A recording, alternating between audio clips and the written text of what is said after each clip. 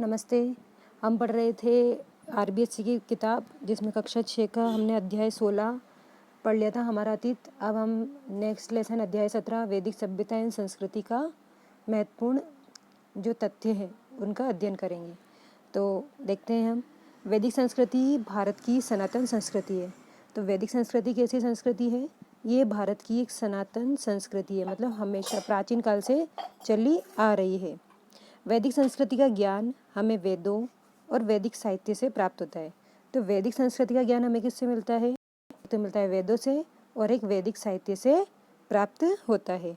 तो वैदिक संस्कृति का ज्ञान किससे मिलता है? वेदों से और वैदिक साहित्य से प्राप्त होता है। ठीक है।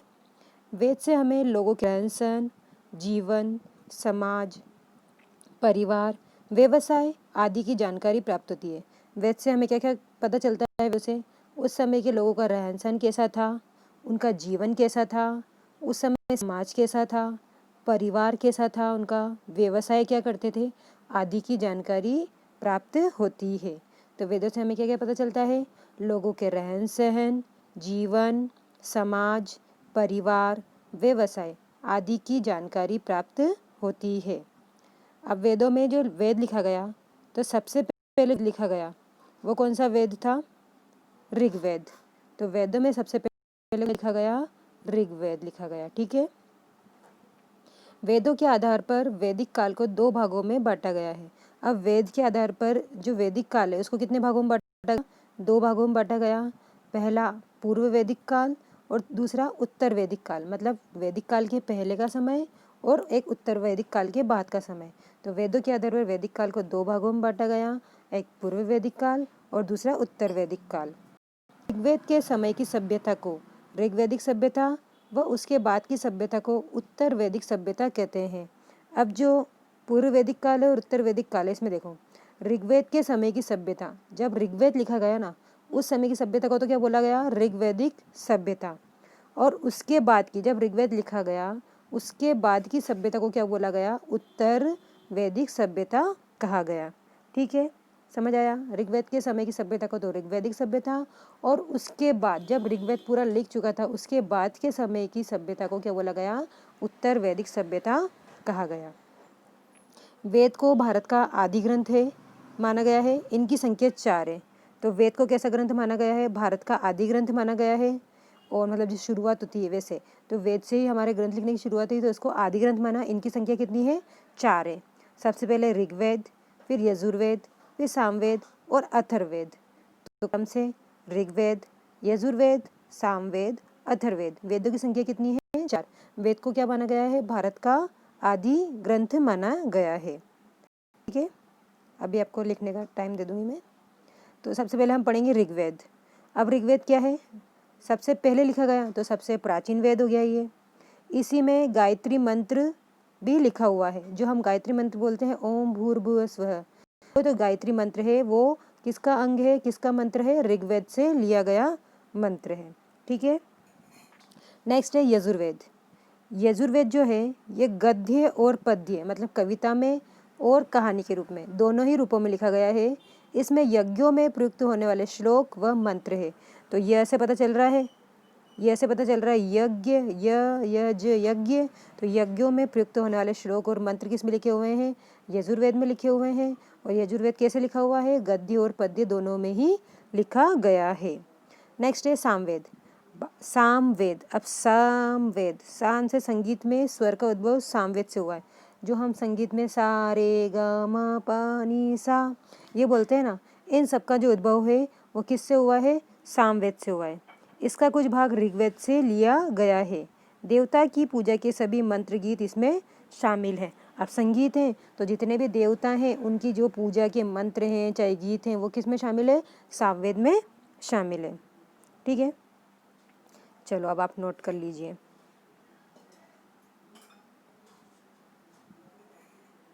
नोट कर लीजिए।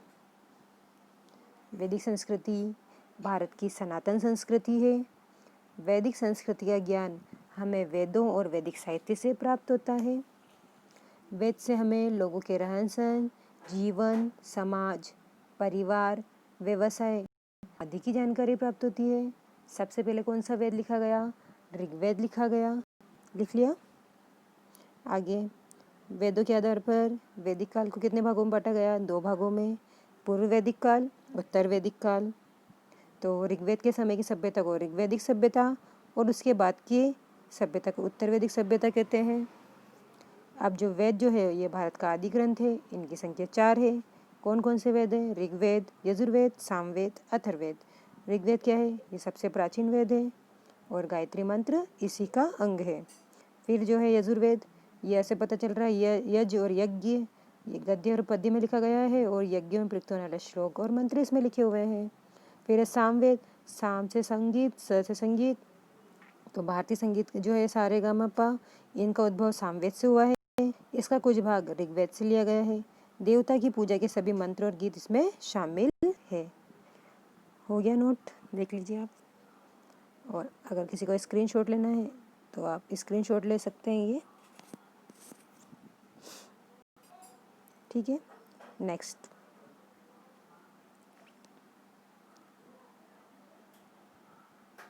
अब है चौथा वेद अथर्ववेद।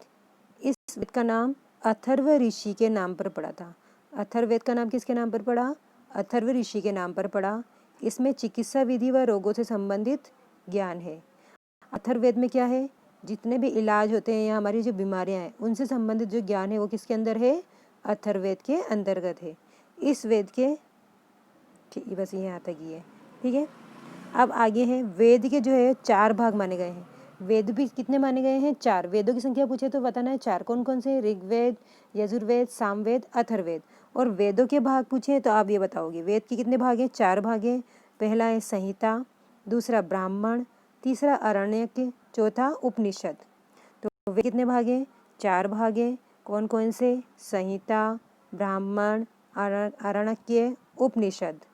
नोट भी कर लीजिए साथ में आप। अथर्ववेद किसके नाम पर इसका नाम पड़ा? अथर्व ऋषि के नाम पर इसका नाम अथर्ववेद पड़ा। किसकी जानकारी है? जितनी भी हमारी बीमारियां होती है उन बीमारियों से संबंधित ज्ञान है, उन इलाज से संबंधित ज्ञान इसमें है। आगे है वेद के 4 भाग हैं। कौन कौन से? संहिता, ब्राह्मण, आरण्यक, उपनिषद। ये तो हैं वेद के भाग। और वेद पूछे तो वेद 4 है। कौन कौन से? ऋग्वेद, यजुर्वेद, सामवेद, अथर्ववेद, ठीक है। कर लिया होगा आपने नोट। आगे चलते हैं।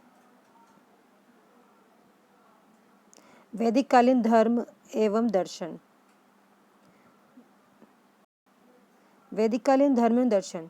धर्म के अंतर्गत सत्य बोलना। अब धर्म के अंतर्गत क्या क्या आएगा?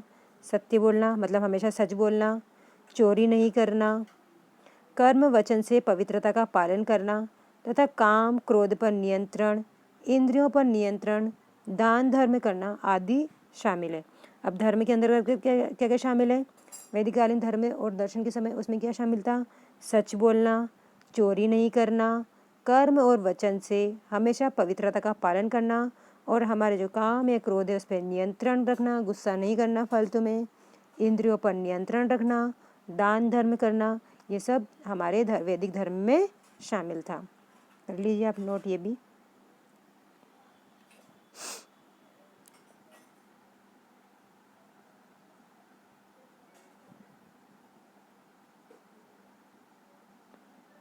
कर लिया होगा नोट। आगे चले। वैदिक कालीन सामाजिक जीवन। संयुक्त परिवार प्रथा समाज की मूल इकाई परिवार थी। अब जो वैदिक काल है ना उस समय सामाजिक जीवन कैसा था? तो एक तो संयुक्त परिवार प्रथा थी। कैसी प्रथा थी? संयुक्त परिवार प्रथा थी। और समाज की मूल इकाई किसको माना जाता था? परिवार को माना जाता था। और परिवार का मुखिया कौन होता था? पिता जो है परिवार का मुखिया होता था। संयुक्त परिवार की प्रधानता थी। संयुक्त परिवार प्रणाली के मूल में 2 बातें। तो वैदिक कालीन सामाजिक जीवन कैसा था? संयुक्त परिवार प्रथा थी, समाज की मूल इकाई परिवार थी और पिता जो है परिवार का मुखिया होता था। संयुक्त परिवार की प्रधानता थी और संयुक्त परिवार प्रणाली में 2 बातें जो है सबसे महत्वपूर्ण थी।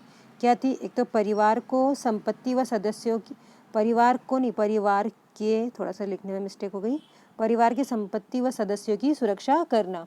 तो संयुक्त परिवार जो प्रणाली थी, जो उसमें जो पिता होता था, जो घर का मुखिया होता था, चाहे कोई भी पुरुष हो, उनके दो काम मुख्य थे। क्या था? एक तो परिवार की संपत्ति, परिवार की संपत्ति, ये के भी नहीं आएगा, परिवार की संपत्ति व सदस्यों की सुरक्षा करना, और दूसरा आजीविका, मतलब उनके लिए कुछ ना कुछ कमा कर लेकर आना। ठीक है, याद रहेगा। सामाजिक जीवन में सबसे महत्वपूर्ण संयुक्त परिवार प्रथा थी। पिता परिवार का मुख्य होता था और दो बातें प्रमुख थी, परिवार की संपत्ति व सदस्यों की सुरक्षा करना और आजीविका, ये दो मुख्य बातें थी।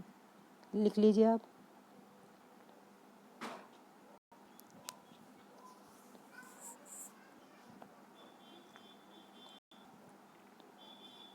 लिख लिया होगा। नेक्स्ट क्या है? शिक्षा। शिक्षा कैसी थी? शिक्षा का माध्यम जो था संस्कृत था, मतलब संस्कृत भाषा में शिक्षा दी जाती थी। उस समय जो भाषा थी वो सबसे मुख्य भाषा कौन सी थी? संस्कृत थी। शिक्षा का लक्ष्य बौद्धिक आध्यात्मिक विकास करना। शिक्षा का लक्ष्य क्या था? बौद्धिक और आध्यात्मिक विकास करना व आचरण की पवित्रता विकसित करना था। शिक्षा का लक्ष्य क्या था? बौद्धिक और आध्यात्मिक विकास करना व आचरण की पवित्रता विकसित करना। और लड़के और लड़की को समान रूप से शिक्षा दी जाती थी, मतलब स्त्री और पुरुष में कोई भेदभाव नहीं किया जाता था, दोनों को समान रूप से शिक्षा प्रदान की जाती थी। तो शिक्षा का माध्यम सबसे आपको इम्पोर्टेंट याद रखना है, शिक्षा का माध्यम कौन सी भाषा थी? संस्कृत भाषा थी, ये आपको ध्यान रखना है। नारी का स्थान। नारी का स्थान कैसा था वैदिक काल में? नारी का स्थान पर्दा प्रथा नहीं थी, मतलब घूंघट निकालने का रिवाज नहीं था। वैदिक काल की परम विदुषी घोषा, ये घोषा है। अब एक मिनट, थोड़ी मिस्टेक हो गई है, तो एक सेकंड। नारी का स्थान क्या था? पर्दा प्रथा नहीं थी। और वैदिक काल की जो परम विदुषी थी ना, ये इंपॉर्टेंट बात है, ये घोष नहीं है, इसको बनाना ना घोषा, घोषा। एक तो ये अम्पाला नहीं है, थोड़ी लिखने में मिस्टेक हो गई, इसको बना लेना अपाला। ठीक है, और ये लोपा मुद्रा, मुद्रा कर लेना इसको, लोपा मुद्रा, और एक श्रद्धा। ठीक है, चार स्त्रियाँ थी, नारी का परम विदुषियाँ थी। ये कौन कौन सी? घोषा, अपाला, लोपामुद्रा और श्रद्धा। बोलो मेरे साथ, चार परम विदुषी स्त्री कौन कौन सी थी? घोषा, अपाला, लोपामुद्रा और श्रद्धा। इसमें से तीन नाम तो सभी को याद रहते हैं, घोषा, अपाला, लोपामुद्रा, लेकिन श्रद्धा याद नहीं रहता। तो आपको ऑप्शन में शायद श्रद्धा ही मिले, कि या तो ये आ जाएगा कि वैदिक काल में परम विदुषी इसमें से कौन सी नहीं थी, या फिर थी, ऐसे करके आ जाएगा। तो श्रद्धा का नाम स्पेशल याद रखना आप, क्योंकि ये नाम कम लोगों को, क्योंकि श्रद्धा इस तरह से नाम है इसलिए। ठीक है ना। तो ये जो थी ना, इन्होंने चारों ने क्या करा था? वैदिक ऋचाओं की रचना की थी। और नारियों के संबंध में ये भी प्रचलित था, यत्र नारस्तु पूजनते रमनते तत्र देवता, मतलब जहाँ स्त्रियों का सम्मान होता है वहाँ देवताओं का निवास होता है। ठीक है, ये नारियों का स्थान था। स्क्रीनशॉट ले लीजिए आप, ताकि ये थोड़ा लिखा हुआ आपको दिख जाएगा, ये नोट कर लीजिए, थोड़ा सा मिस्टेक हो गई थी लिखने में। ठीक है, चलते हैं हम आगे। संस्कार। संस्कार कैसे थे? व्यक्ति के जन्म से लेकर मृत्यु तक कुल 16 संस्कारों का प्रचलन था। कितने संस्कारों का प्रचलन था? 16 संस्कारों का प्रचलन था। ये भी याद रखना, एक बार आया हुआ भी है, कितने संस्कार होते हैं जन्म से मृत्यु तक? तो 16 संस्कार। और इन 16 संस्कारों में सबसे आवश्यक क्या था? यज्ञ। ये यज्ञ जीवन का आवश्यक अंग था। ठीक है, यज्ञ सबसे आवश्यक अंग था। और बाल विवाह नहीं होते थे। इसके अलावा बच्चे के जन्म, यज्ञोपवीत, विवाह, मृत्यु आदि के अवसर पर भी अलग अलग संस्कार प्रचलन थे। जन्म होता तो जन्म का संस्कार, यज्ञ धारण कराने के लिए यज्ञोपवीत संस्कार, विवाह संस्कार, मृत्यु संस्कार, ये सभी संस्कारों की प्रथा प्रचलित थी। तो 16 संस्कार थे। इसमें सबसे जो महत्वपूर्ण संस्कार था वो कौन सा था? यज्ञ। ये जीवन का आवश्यक अंग था। और इसे कौन करते थे? स्त्री और पुरुष दोनों करते थे। यज्ञ जो है सिर्फ पुरुष नहीं करते थे, स्त्री और पुरुष दोनों ही इसे करते थे। ठीक है, और बाल विवाह नहीं होते थे। और इसके अलावा आगे हम पढ़ते हैं, एक मिनट आप नोट कर लीजिए। यज्ञ जीवन का आवश्यक अंग था, स्त्री और पुरुष दोनों करते थे, ये भी लिख लेना आप, स्त्री व पुरुष दोनों करते थे।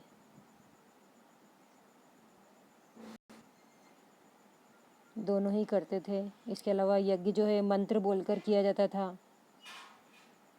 और ठीक है, लिख लिया होगा। चलो आगे चलते हैं हम। इसके अलावा क्या था, बाल विवाह नहीं होते थे और एक पत्नी प्रथा प्रचलन में थी।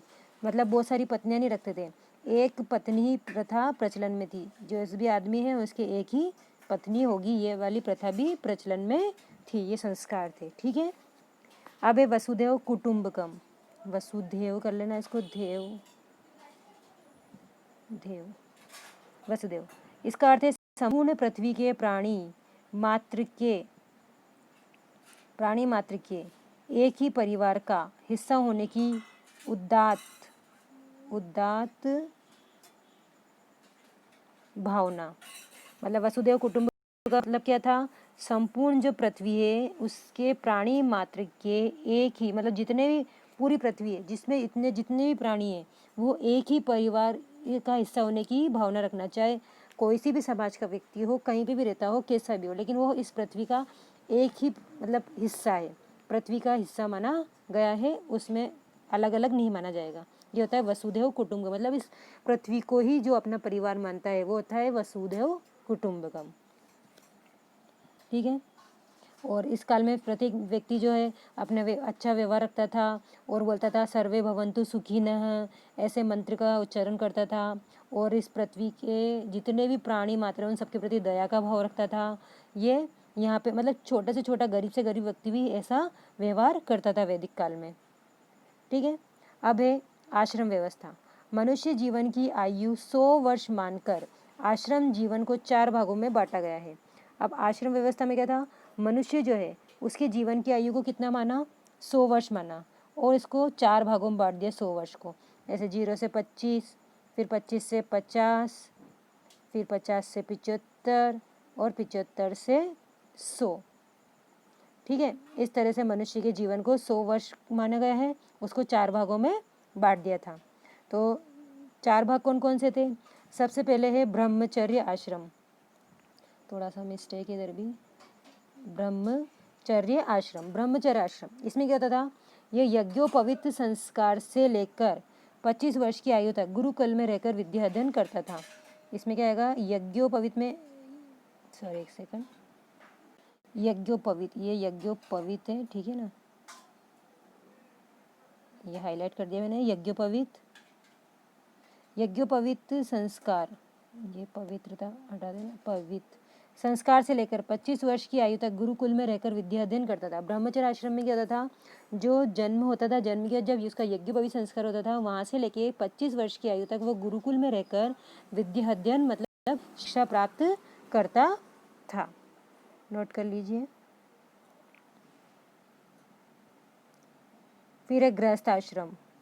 गृहस्थ आश्रम में क्या था, 25 से 50 वर्ष मानी गई है। इसकी उम्र कितनी मानी गई है गृहस्थ आश्रम की, 25 से 50। जब विद्या अध्ययन कर लेता था उसके बाद अपने घर आता था, तो उसने 25 से 50 वर्ष की आयु जो है वो गृहस्थ आश्रम में बिताता था।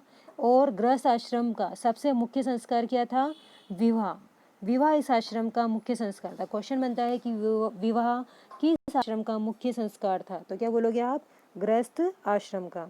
ये सभी आश्रमों का पोषक करता है, अर्थात ब्रह्मचारी, वानप्रस्थी, सन्यासियों का पोषण गृहस्थ करते थे।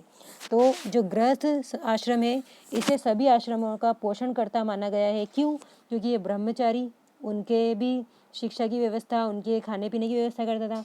वानप्रस्थी, अगर कोई वन में रहता है तो उनके लिए, कोई सन्यासी है तो उनके भोजन के लिए, तो उन सबकी जो व्यवस्था करता है खाने पीने रहने की, वो कौन करता है, गृहस्थ करता है। इस कारण को क्या बोला, गृहस्थ का आश्रम वाले को ये पोषण करता माना गया है।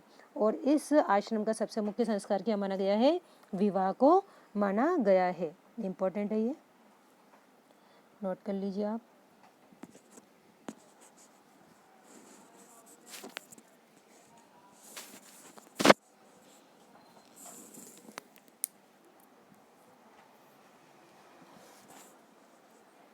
कर लिया, आगे चलते हैं। वानप्रस्थ आश्रम, इसकी आयु मानी गई है 50 से 75 वर्ष तक। ठीक है। वानप्रस्थ आश्रम की आयु क्या मानी गई है? 50 से 75 वर्ष तक। गृहस्थ को सलाह देना इस आश्रम की मुख्य विशेषता थी। इस आश्रम में रहकर वह संपूर्ण समाज के कल्याण के लिए सोचता था। तो वानप्रस्थ आश्रम की आयु क्या मानी गई है? 50 से 75 वर्ष मानी गई है। वो क्या करता था? जो गृहस्थ थे उसको सलाह देने का, क्योंकि वो वन में आ गया तो उसने गृहस्थ जीवन को जिया, कैसे अनुभव प्राप्त हुए, तो उनको सलाह देना के का कार्य कौन करता था? वानप्रस्थ आश्रम में जो चला जाता था वह करता था।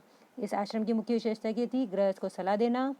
इस आश्रम में रहकर वह संपूर्ण समाज के कल्याण के लिए सोचता था, क्योंकि उसने गृहस्थ जीवन जिया है तो कैसा मुसीबतें आई है, क्या हुआ है, तो वो अपने अच्छे अच्छे विचार लोगों के सामने प्रकट करता था ताकि लोगों का कल्याण हो सके। नोट कर लीजिए ये।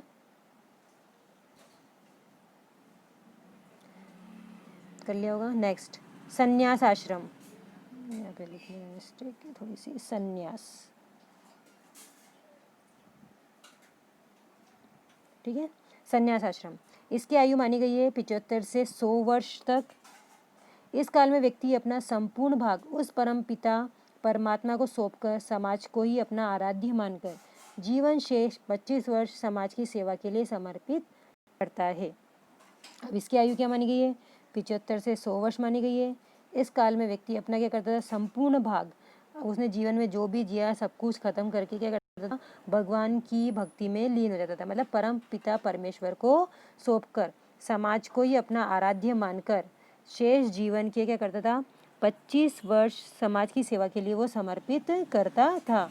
इसके अलावा वो क्या करता था? अलग अलग स्थानों पर विचरण करता था, मतलब घूमते रहता था। सन्यासी क्या करते हैं? घूमते रहते हैं और वो सदाचार की शिक्षा देते हैं। तो संन्यास आश्रम में क्या हो जाएगा? उम्र 75 से 100 वर्ष।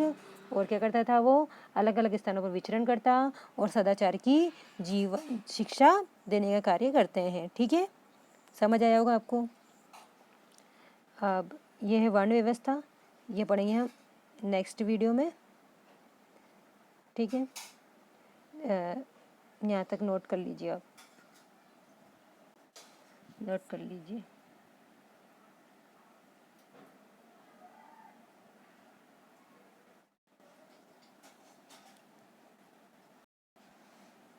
कर लिया नोट? Thank you. उम्मीद करती हूँ आपको समझ आया होगा, पसंद भी आया होगा। कैसा लगा कमेंट बताएं, कमेंट ज़रूर करें, शेयर करें। Thank you.